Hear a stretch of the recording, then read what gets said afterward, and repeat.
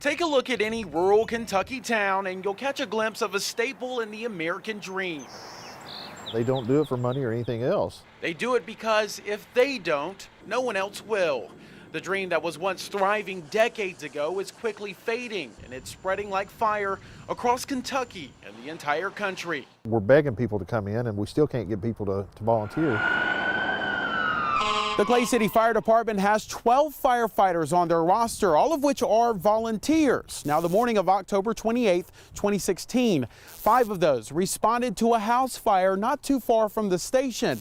It was a fire that would normally take about 15 firefighters to fight. So upon arrival, the fire chief knew he had to call in backup, and he was hoping they would respond.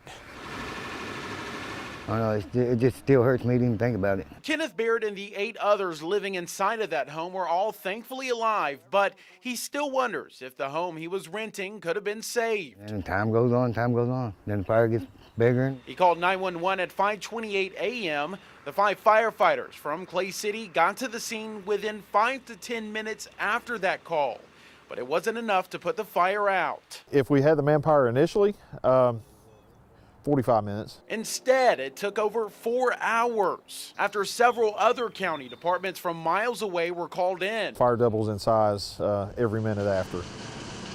There are 17,000 volunteer firefighters statewide who make up 658 volunteer fire departments. Volunteer firefighter has to be certified. That's 150 hours, and then he has to maintain that certification by 20 hours a year. There's no pay for training, and firefighters have to take time off from their full-time jobs to get certified. Off your incomplete, you'll have another carabiner. Each fire department has a quota to meet for those certifications in order to get state funding. If they succeed, they get $11,000 a year to run their station.